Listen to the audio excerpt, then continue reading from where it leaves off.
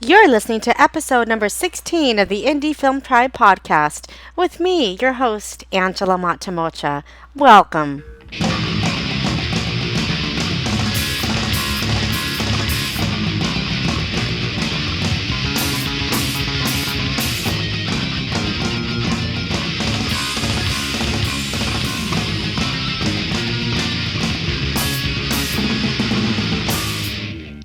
Hey there, just a quick heads up. This is part two from episode number 4. Episode number 4 was with award winning writer, director, producer Linda Palmer, and that episode went on a little bit long, so we broke it up in two. So if you want to go back and listen to the first part of the episode, that was episode number 4. And again, this is now episode 16, but this is part 2 with Linda Palmer. So if it sounds like we're right in the middle of a sentence, it's because we are. So just wanted to give you that heads up. Enjoy. This is sort of a perfect segue to the next question I wanted to ask you. As you know, here in Indie Film Tribe, we're all about creating socially conscious content. And one of the reasons I find that to be important is because when you approach people to work on a script with you, to be a part of your team, I have personally found that people are so much more willing to maybe work for a little less, maybe spend a little more time because they are so connected to the piece. Mhm. Have you Yeah. experienced that? And what kind of projects are you inspired to start creating or in creating now? Well, I really decided to change my direction. I want to say this last year, where I made a statement out there in the Facebook world where I said, I want to do from now on. I want to produce or direct projects that have some sort of social impact or meaning. Where they can change things, because as you and I were talking about earlier, it takes so long to make a film. For me, as an independent producer, director, writer, um, from start to finish, writing the film to delivering it to a distributor, that could take 2 to 3 years. That's 2 to 3 years of my life that I'm dedicated a large part of my time to making sure that that film is going to find an audience and it's going to get out there. It's not just going to sit on a shelf. And so I'm really, involved in the marketing as well. But I have to really care about it to put that much time in it for that long, and to keep up that level of excitement about it so it doesn't just die off. We were talking about the adrenaline that you have in production. Well, you have, as a producer, where you own the project and you have to see it from start to finish, either optioning or whatever, to delivering it, you have to have that excitement the whole time, to even get buyers or sales agents or whatever interested. It can't just die off. So yeah, that's why I want to do things that make a difference. And so literally, the next project we're doing is a project that really deals with inclusiveness and acceptance. And it's a very, very sweet piece that I wrote. I want to say I started writing it 10 years ago. And so it just goes to show nothing happens overnight. We're just now starting on it, but we have a casting director and our producing team.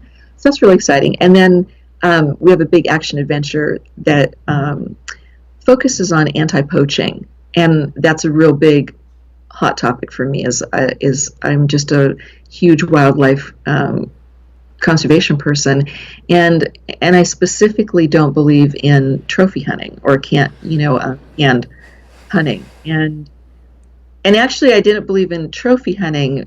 And when that dentist killed that lion Cecil last year, whatever, it really prompted me to write the story called Cat Dex. And the first version of it, because it's a franchise, is Cat Dex Trophy Hunter. That's the first film. But there's actually a prequel and a sequel that we've developed out of it. We've developed a TV series. We have graphic novels. Oh, wow. Yeah, I mean, there's so much. There's a clothing line. There's video games. And what happened with, like, that, it was really important to me to tell that story about protecting wildlife. But then I knew of a South America, South African screenwriter that I'd worked with before, and I brought him on board, and so we wrote the project together. He actually wrote the screenplay, but we developed it together. And then we brought in another producer who really had a lot of experience with gaming, and we brought her in mostly to help us with the video game because we were going to go into that first. But then she's also a writer, and we just started taking off into all these different areas. So now we have it's a franchise with the three of us. So it's amazing how when you work with people that you're passionate with and they have that same passion, like you said, it's not like we're all doing it for the money right now. We're all doing it because we're very passionate about it. And so the time that we're putting it into building our audience and getting our first novels out there and talking to film production companies and financiers about making it, it makes it a lot more fun to work on and a lot easier to pass the time if you really love it. Okay, gosh, this is so interesting. Now, you mentioned that you are also involved in a lot of the marketing of your projects too. So I'm wondering, because very often in marketing we hear that we need to have a hook, and you're working on this, animal project and this other project that you mentioned about acceptance. Do you find that with a project that has this sort of, conscious sort of element that it's maybe easier to find a hook or easier to build an audience because there's sort of a cause behind the project, if you will? It's funny that you mentioned that. I don't think that I start out initially thinking what's the hook or what's the audience. Right. But very quickly into it, if I don't have that, if I don't know what that is, then it really helps me to decide whether or not I'm going to continue with that project. I think that one of the things I do more as a writer is I think from the very beginning of it, who's the audience, and how am I going to engage that audience? Like I did a film in the last year and a half called Last Call at Murray's, and it's about 13 people trapped in a mountain bar during a blizzard, and it's about how their lives change overnight. It's kind of like a breakfast club in a bar. And so it's really about relationships between people, because people that come together don't necessarily leave together. And it's about friendships that are broken and, new friendships forming and that sort of thing. But the point about it was that when I started it was, I'd been working on it for quite some time. I lost my train of thought here. We were talking about marketing. Yeah.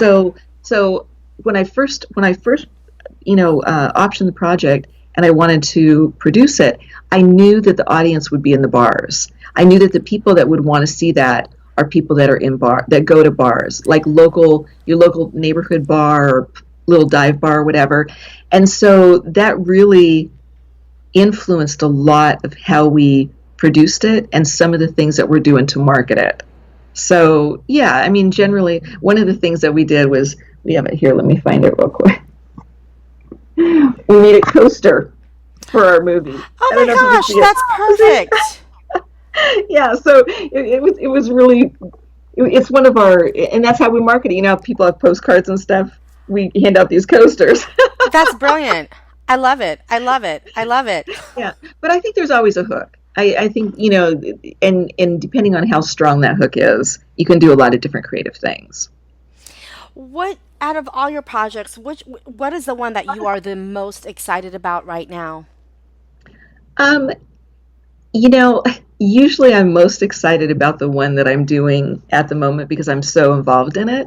And I am very, very excited about Turnover, which is, it's about a restaurant owner who takes a medical sabbatical, and he leaves his disgruntled manager in charge. And when he leaves, the manager has to hire a whole new crew because the other ones have quit. And he hires a bunch of rejects or misfits, including his replacement. And then he leaves, and the owner comes back 2 weeks later to find that they don't even make the kind of food that he sells. In fact, his place is in shambles. And it's really a story about, is he gonna accept them and work with them, or is he gonna fire them all or shut down the restaurant or whatever?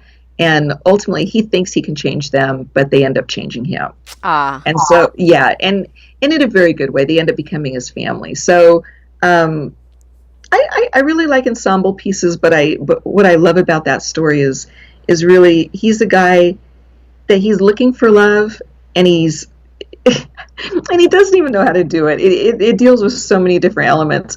But one of the things that happens in it is there's the busboy has Down syndrome, and he's an older man. He's like probably in his 40s, and the owner of the restaurant doesn't see him as an equal. You know what I'm saying? He doesn't see him as an equal, even as a person. because of the And Down syndrome. because of the Down syndrome, and so in the end, he doesn't end up getting married, the restaurant owner, but the busboy does. And so he finds love before Oh, that's before the main awesome. character. I know, So the main but person that's looking for love doesn't get it, and the person that he looks down on ends up finding love. yeah, it's very cute. It's got a lot of moments like that in it, but he really does. It's the little things about it, like the man's very emotional and very touchy and always wants to hug people. And Peter, the main character, never wants to, like, he's very hands off. And so in the end, he becomes very much accepting of Charlie, this character, and is actually the one that does their wedding in his restaurant and everything. So it's nice. It's got a lot of nice points. But then equally, I'm in love with Cat Dex, because Of course. it's a project that touches my heart because of what's happening with wildlife. So I absolutely love this. And I just want to take a moment to just kind of thank you for creating projects like this. You were saying, this project about acceptance and having a Down syndrome character. I just think that is so awesome. So thank you so yeah, much for creating a project like that. And then this other project about animal poaching. I mean, all of this stuff, Linda, is just right up my alley. And as you know, these are the sort of projects that I think we can definitely use more of yeah, in the world. yeah, Accepting the fact that we're all connected, whether we're a yeah, plant, an animal, a human being, and yeah, accepting ourselves as human beings, whether with yeah. disabled, short, black, white, what Yep. have you. So thank you so much. Oh, no problem. It's so funny because there's a lot of just financially incentives for, especially in the movie Turnover that we're doing, which is the one about the restaurant owner. Um, you get incentives like through SAG for having disabled people in it, having people of, different ethnic groups. If you're hiring older people, and half the people are like over 60 that are working in it.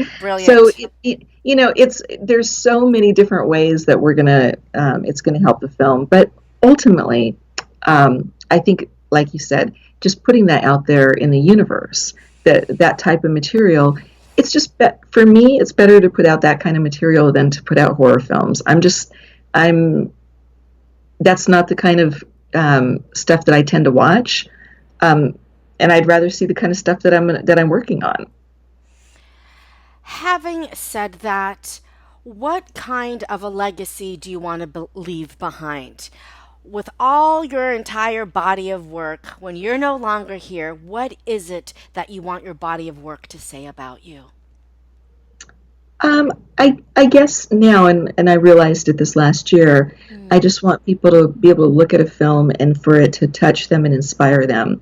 Um, in fact, I know exactly when it was that I made that choice. I went and saw Spotlight, and I just I loved Spotlight, and I thought, I used to want to be a journalist, so it really struck me from that point that I thought that those journalists were phenomenal in the reporting.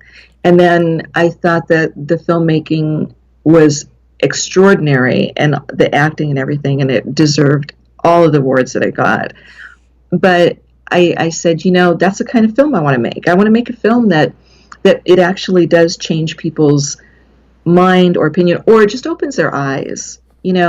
I'd love if someone walked up to me and said, that they saw a film of mine and that it changed them somehow, or they got involved in something because they saw something. I think Yes, that would be the biggest compliment. that's the ultimate. I agree. Yeah, I agree. Yeah. As a matter of fact, there's, you know, I think that there's some commercials out there that, like, I see them and I'm like, in a minute or 3 minutes, they have done so much in that time that that's what I strive to do. I strive to make something that changes people inside of whether it's a short, whether it's 7 minutes, 20 minutes, or whatever. But if you have an hour and a half and you can really um, open up people's minds or ideas about things, then that's well worth it. The Cat Dex franchise is very much it's a big action adventure franchise. The story is a badass female ex-soldier is hunting poachers in Africa, Tarantino style. Ooh. So it's very, very. It's not like a documentary, right? It's badass. Edgy. Yeah, it's Rambo. It's like a girl Rambo. Awesome. Killing people that deserve to be killed in Africa, but. And you're really on the side of the wildlife and Right. and the girl, but it's not that the people are going to see the film and they're going to, I think, immediately go. It's not like seeing a documentary where you're changed when you see the documentary, but I think what will happen with Cat Dex is on a huge commercial scale, more people will be exposed to what canned hunting is and how bad trophy hunting is, and some other things that are involved in it, that they'll just start asking more questions, or they'll look into documentaries like Blood Lions or any of the other great the Ivory Game, Yep. and they'll actually take some time and they'll watch them. So that's what our goal is with Cat Dex. Let me ask you, this is a question I just love to ask people just for the heck of it, sort of philosophical fun. Linda, do you feel that you were put on this planet at this particular time for a specific reason, or do you feel that your being here is random? That's an interesting question. I'm really a believer in karma, big time. And I think that things happen for a reason. So I would tend to think that things are more random. They just happen randomly. I don't necessarily look at myself and think that I have a real purpose in any one thing I do. I know that I tend to tell stories that are protective, and I tend to take a protective stance over people. Ooh. So if I feel like people are being mistreated or misrepresented or whatever, then I tend to be the supporter of the little guy, Uh-huh.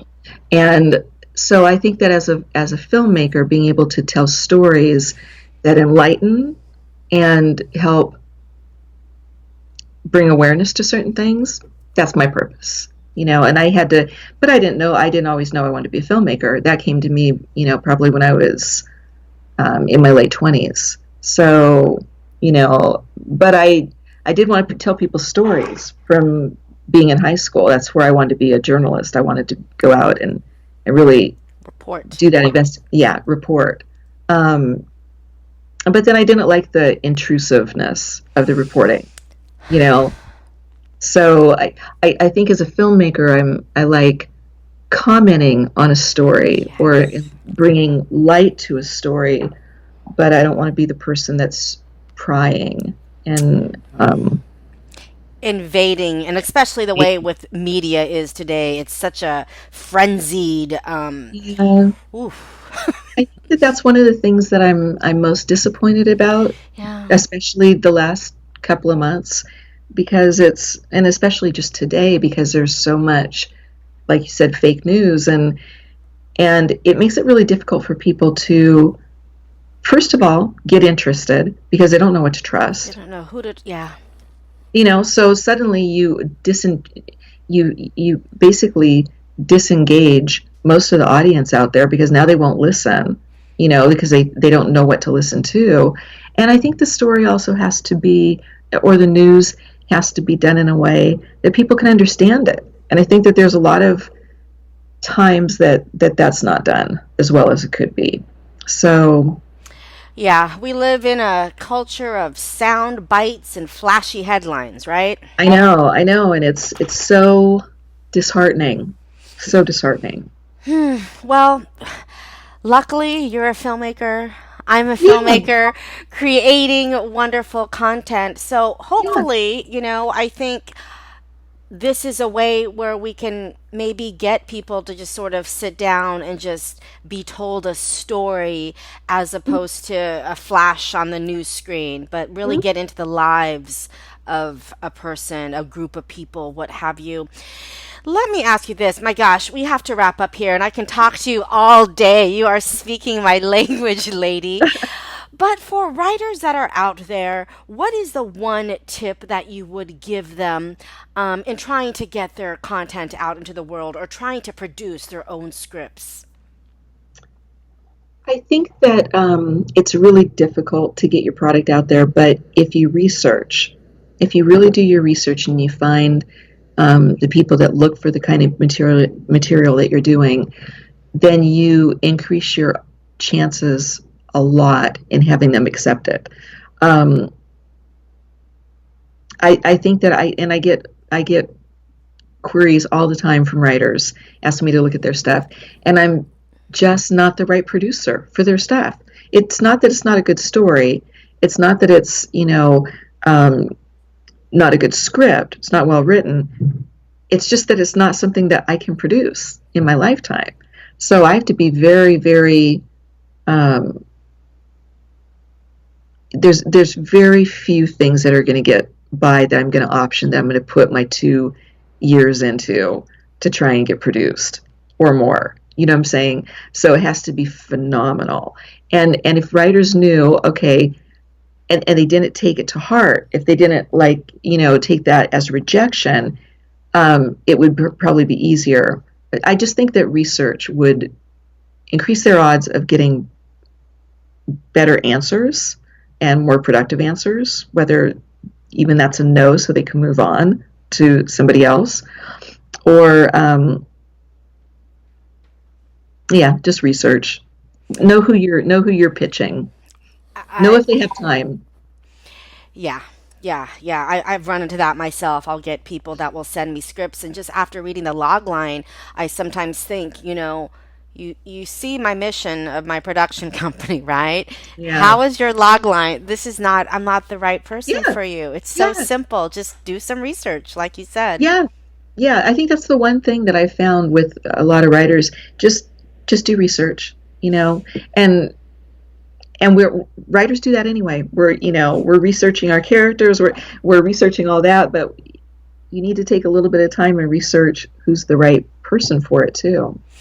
What is the one book that you would recommend that has either really informed you as an artist, as a writer, producer? What book just really.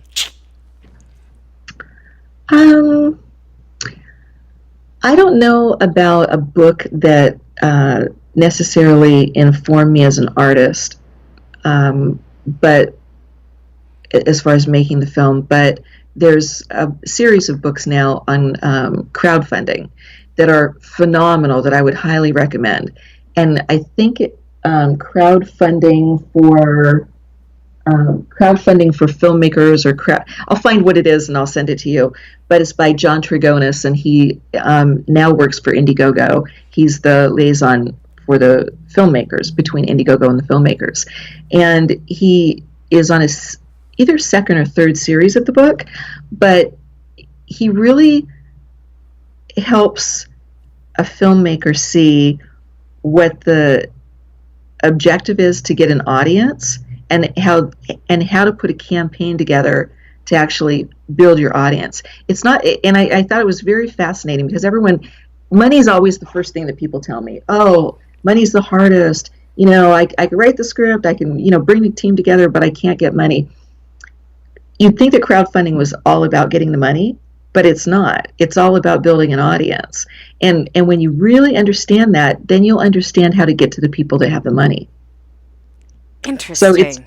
it's really weird. I mean, I read through it and I was like, wow, he's just putting it in a different context that shows me how I need to capture all those people out there like yourself that you hear something I'm talking about, one of my projects, and if you're interested in it, I should capture your information and keep you involved in what I'm doing. And anybody that even gives $1 is interested in finding out. Even if they can't afford to give $1, but they would go out and they would recommend your film to other people to invest in or to donate to, then they're worth, they're like your little army. They're like your secret army that they're going to be your supporter and they're going to be talking you up or whatever. And what you can do with those people when you engage them, because they want to be involved somehow, in the film, and not just in the film, but with helping you as a filmmaker to get it out there, what you can ask of them and the things they'll do is phenomenal. So it